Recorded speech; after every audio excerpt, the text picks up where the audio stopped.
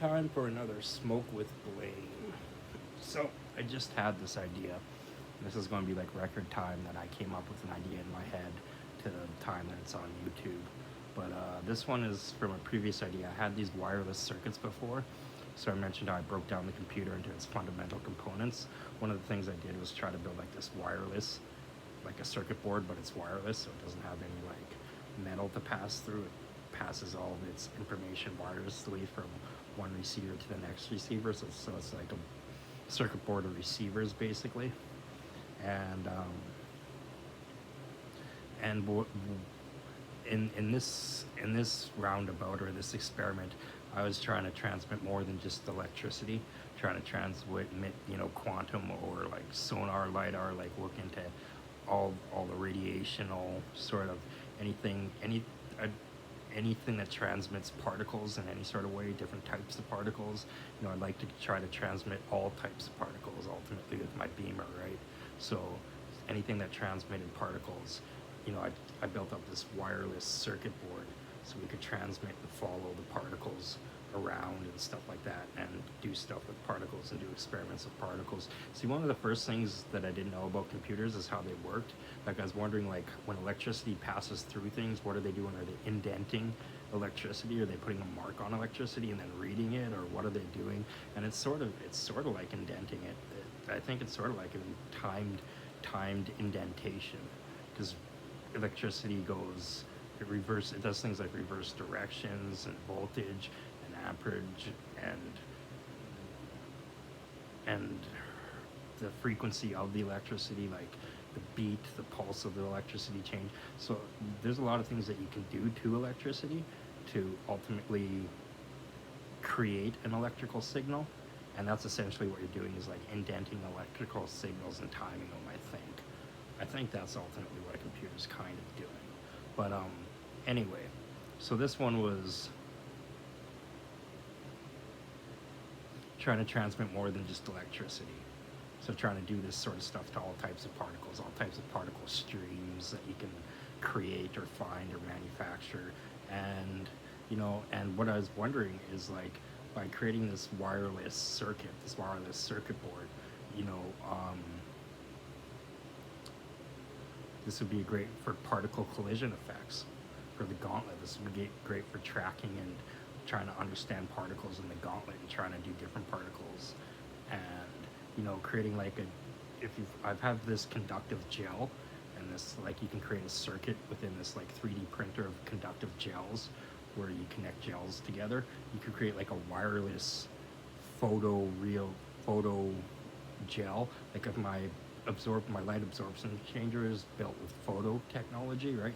To figure out where the light's absorbing. So with this gel, you make it out of photo technology as well. So you see where these particles are absorbing and where these particles are transferring and going through one another and stuff like that. And this was a great way to turn wireless circuits into like an arena for particle effects, and create these like, you can get a lot of particles traveling too, right? You can get them flowing against each other and creating all these different types of flows and these apparatuses of flows, and like these different highways of particles and stuff like that, and see how they affect one another and so forth like that. So it's a great way to do something like that. Like, you might need to experiment with the materials and the circuits to get all the different types of particles. Like, you might not be using copper or silicon to transmit certain types of particles. You know what I mean? You might be using something totally different to transmit certain types of particles, because you want to do more than just electricity and electrical signals. And then I was wondering, what happens if you wrap particles, like circulated particles, around an ore, like a magnet, like an electromagnet, except just with different types of particles, and then different types of particles other than electricity. And like the conductive gel is like a perfect way of putting an ore in the center of the conductive gel, and then wrapping a particle circuit that doesn't flow through silicon, that flows through something else, like a plasma that flows through something else, and seeing if you can wrap it around a magnet or an ore, or a different material besides just an ore, and get like a magnetic effect or a force effect, again, like an electromagnet. So that was, and the other thing with this conductive gel is like cutout lights. Like say you have a poster on the wall and you want to like light up somebody's shirt that they're wearing, or their eyes, or their makeup, or something like that, like Halloween lights and stuff like that. These are cutout lights, so you can cut them out to fit whatever shape you want to fit them in, and you can get it in a variety of different colors. And this was an idea that came together through conductive gel again, I think. I don't know if it actually happened, right? I'm still here. I'm not actually in another dimension or the afterlife where this might have happened. But if it might have happened, I think it came through my conductive gel. And that's cutout lights. And yeah, and you use like a 3D printer style for the conductive gel. So let's go back up to my acoustic mic.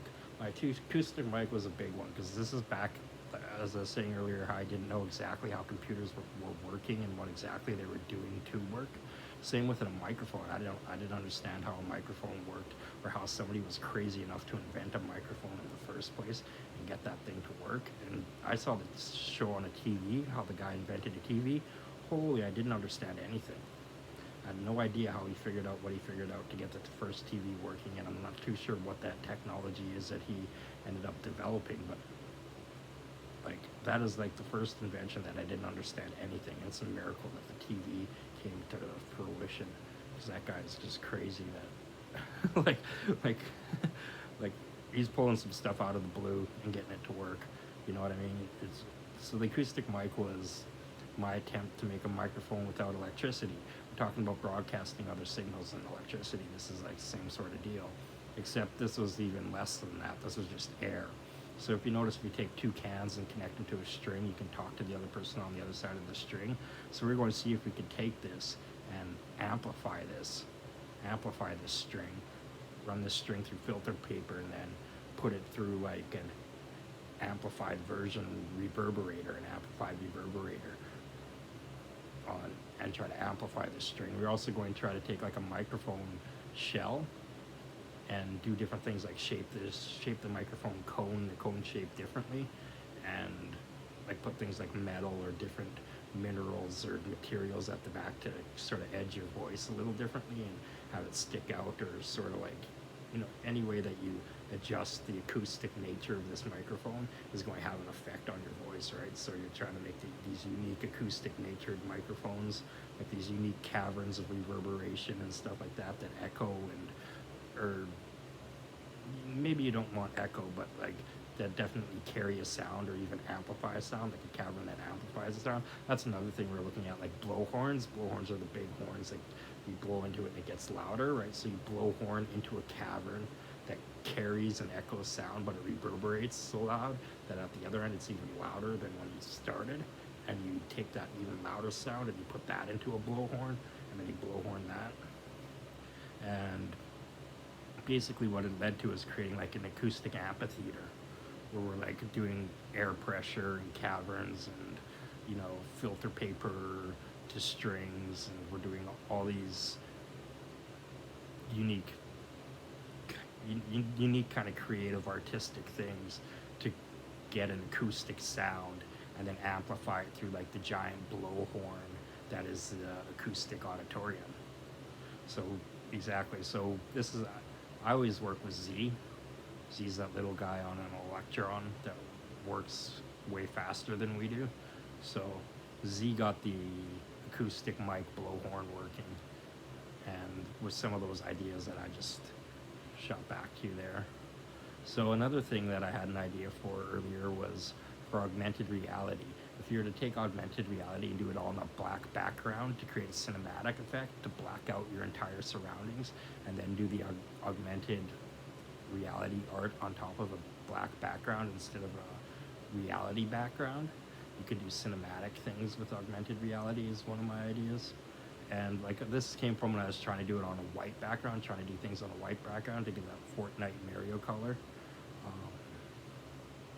I had some other things about video games, like an open source video game studio to give you all like the Unity presets and Unreal presets and visual effects and sound grass and shader grass, and, you know, a collection of code so you can compete. Indie studios compete with big studios. That's another thing I was doing. So, or looking at doing. And that's it for now.